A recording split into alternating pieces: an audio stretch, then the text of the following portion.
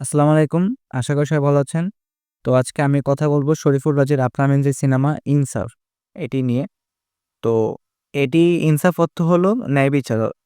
তো শরীফুল রাজের হয়তো একটা কামব্যাক হতে পারে। শরীফুল রাজের আমি ৩ টে সিনেমা দেখেছি।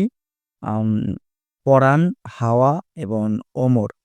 'হাওয়া' সিনেমাটা যদিও পুরোপুরি উনার নিজের তা বললে হবে না। কারণ এখানে চঞ্চল চৌধুরী ছিলেন লিড ক্যারেক্টার হিসেবে। তো যেটাই হোক 'পরাণ'টা ছিল অনেক ভালো সিনেমা। আমার ভালো লেগেছিল। কিন্তু 'ওমরে' ওইভাবে আমি পারফরম্যান্স দেখতে পাই নাই।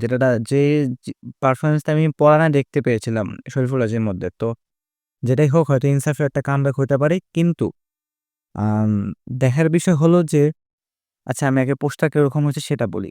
তো পোস্টার যদি আমরা দেখি এখানে এটি কুড়াল হাতে দেখা যাচ্ছে। তার আম নাক, মুখে রক্ত লেগে আছে, চুল-টুল বেড়ে আছে। একটা র লুক দেখা যাচ্ছে। দেখে মনে হচ্ছে যে একটা মানে এই মনে হয় মারামারি করে আসছে বা করতে যাবে এরকম একটা মনে হচ্ছে আরকি। মানে বেশ নতুন।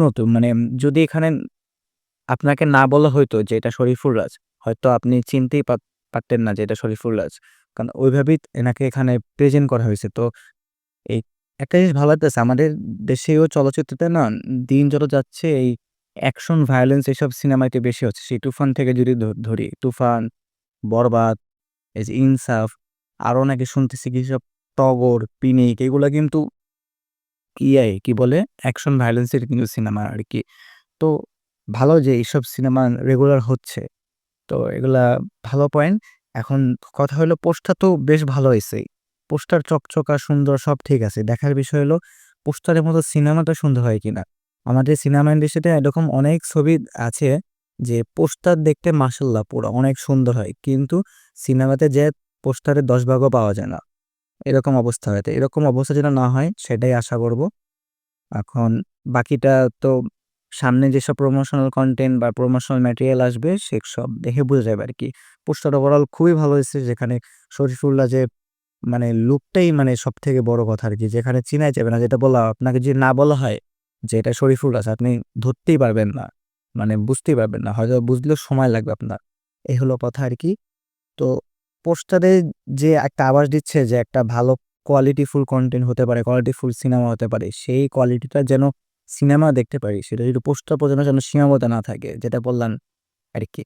তো এখন বাকিটা দেখা যাক আরকি। তো এই ছিল ছোট্ট একটা ভিডিও। তো ওভারঅল মানে ভালো লাগছে আরকি। এই স সঞ্জয় সমাদ্দার ফিল্ম এটা এই ডিরেক্টর মেবি 'জিতের মানুষ' ছবিটা করেছে যদি আমি ভুল না করি। যদিও আমি ছবিটা দেখিনি তো আমি কোনো মতামত করতে পারতেছি না।